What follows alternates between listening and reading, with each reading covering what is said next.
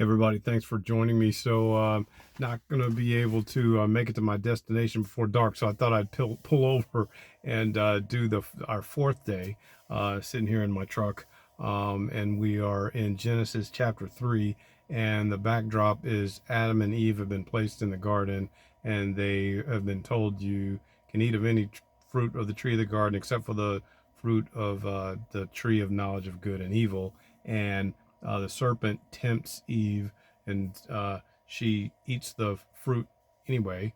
And then she gives some to Adam, and then Adam eats. So they both, at that point, their eyes are open. Their wisdom and knowledge increases, but not for the good. So they are aware of good and evil at that point, and they're ashamed because they see their nakedness. So they, at that point, had never been ashamed. So they're hiding from God. God comes in and asks, where are you? To Adam. He's calling out to Adam as the husband. And Adam says, I was afraid because I was naked, so I hid. And God said, who told you that you were naked? Okay, so you can go back in the other series and look at that. Then he asked him the next question, have you eaten from the... Well, first the question was, where are you? Second, who told you you were naked? And then the third question is, have you eaten from the tree that I commanded you not to eat from? All right, so that's kind of where we are. And when God asked that question of him, it says that Adam answers.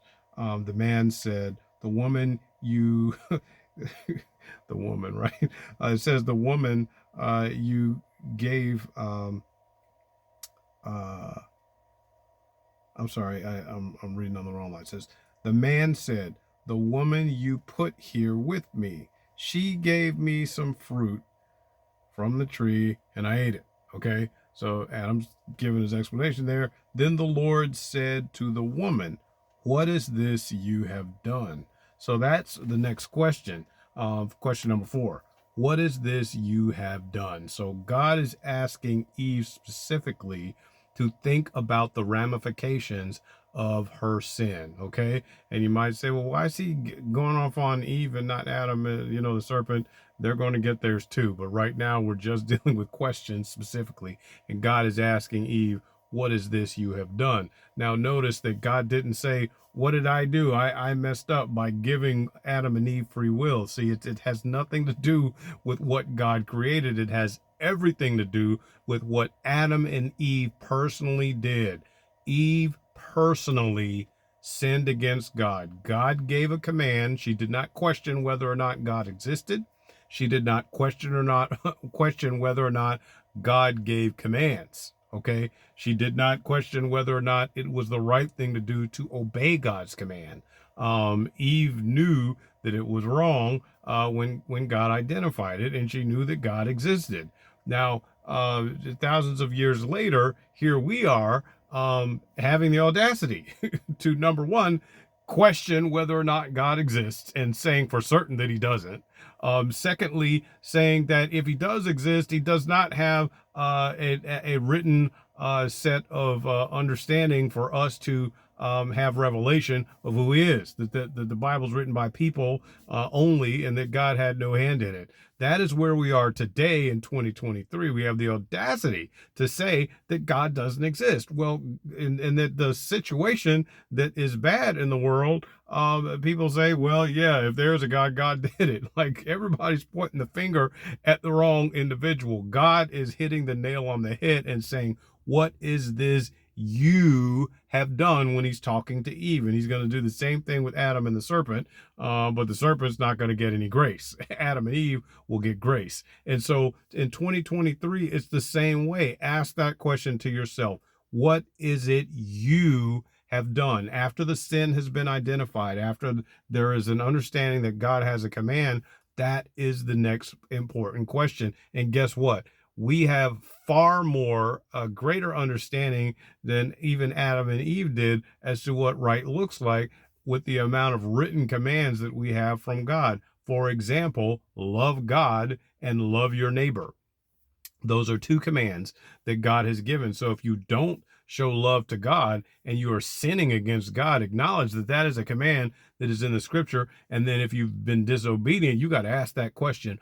What is this you have done? What is it I have done is the question that you're asking. You're not pointing the finger at somebody else. So when I read it and I said, man, I haven't shown God any love. What is this I have done? What's the, as we say in the Army, the second and third order of effects of sinning against God?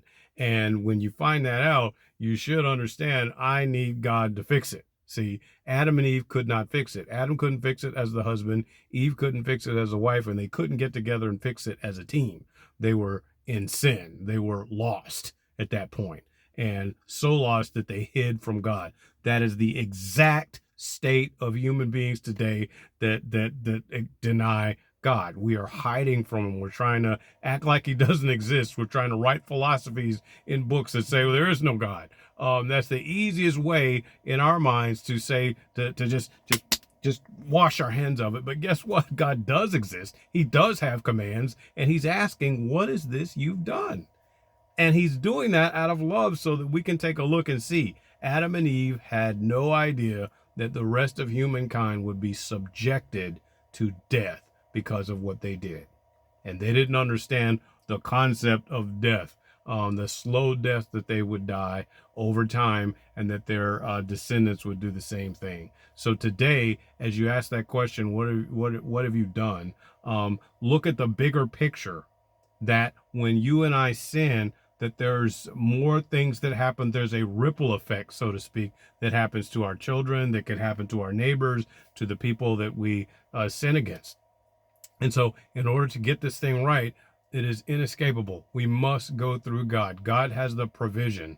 So in the the punishments that came there, God gave the hope that there would be a descendant that would come from Eve that would bruise the heel of the serpent, and the serpent's head would bruise his heel, and that is Jesus Christ. That's the first prophecy, at least as I see it in the scripture. All right, so God bless, and we'll see you next time.